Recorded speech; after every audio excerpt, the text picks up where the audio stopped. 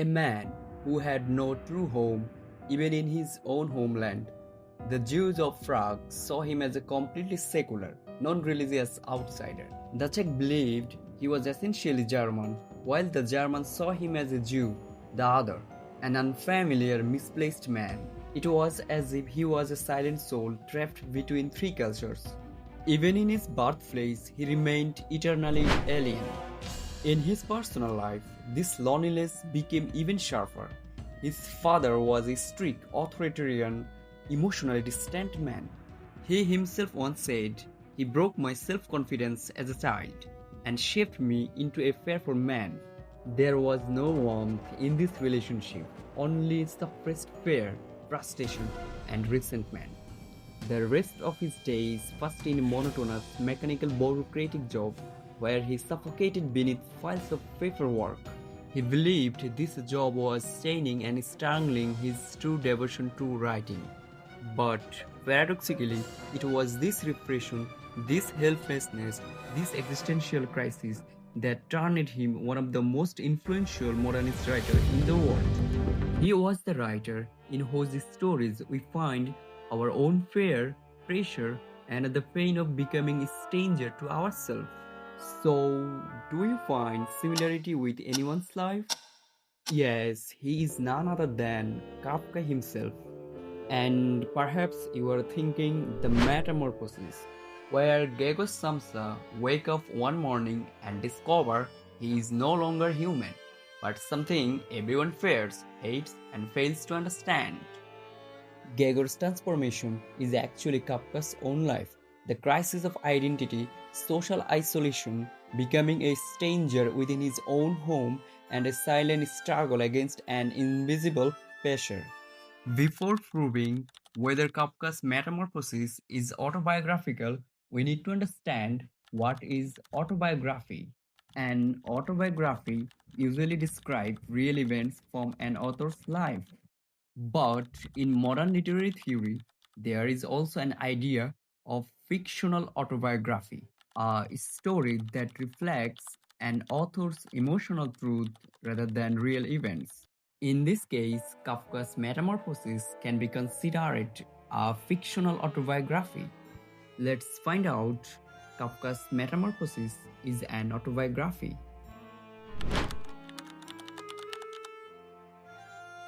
Kafka was a man of complex racial identity, German speaking, yet Jewish, and living in Czech Prague. These three layers of identity made him an other, an outsider to society. According to Cambridge University analysis, Kafka was an archetypal outsider, belonging to no single community. Kafka once wrote, "What do I have in common with Jews? I have hardly anything in common with myself." Kafka felt truly accepted nowhere, not in German society, not in Czech society, not in many cases, not even fully in Jewish society.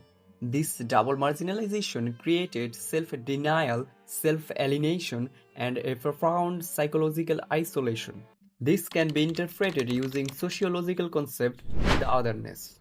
When society does not accept a person, he became the other. Kafka felt himself the other, unfamiliar, unwanted throughout his life. In Metamorphosis, Gregor Samsa wakes up and discovers he is a monster insect. But the reaction of his family shows this is not physical transformation, it is a symbol of social rejection. Just as Kafka was treated as an unwanted Jew in society, Gregor is treated by his family as if they were saying, "He is no longer one of us." Gregor's dehumanization is a metaphor for Kafka's own racial alienation.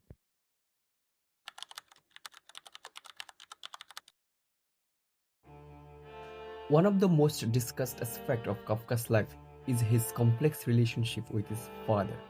His father, Hermann Kafka, was powerful, strict, and authoritarian.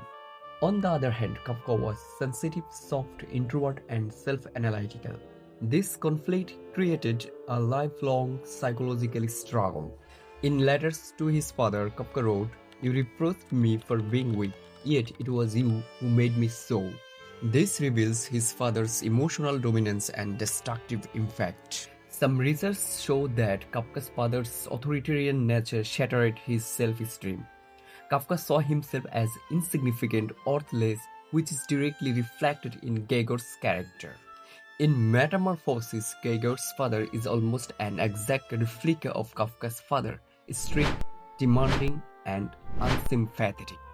Geiger's father was first who hurt him after his transformation. The father seized the can and dropped Geiger back, stamping his feet. A 2024 psychoanalytic study states that Kafka's perennial identity and emptiness came from his father's constant emotional dominance and rejection.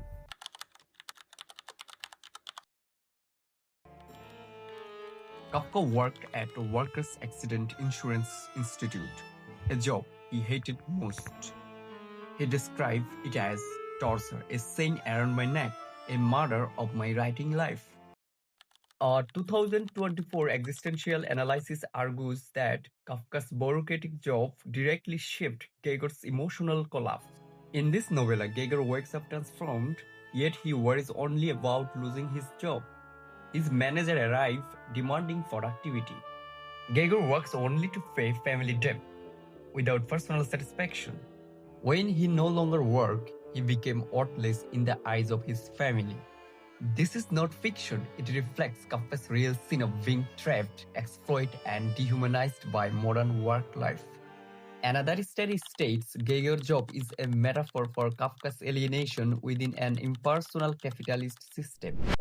Deadlines, pressure, financial burden, this had already turned Geiger into an insect long before his transformation. The transformation only makes visible what society had already done to him.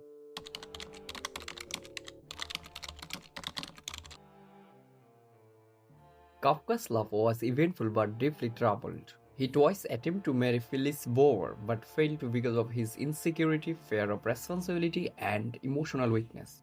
Kafka once wrote, "I am made of literature, not of loving." This reveals how he feared real-life commitment. His fragile self-esteem convinced him he couldn't make anyone happy. He saw himself as unworthy of love. Geiger's Samsa reflect the same crisis. Geiger has no romantic life.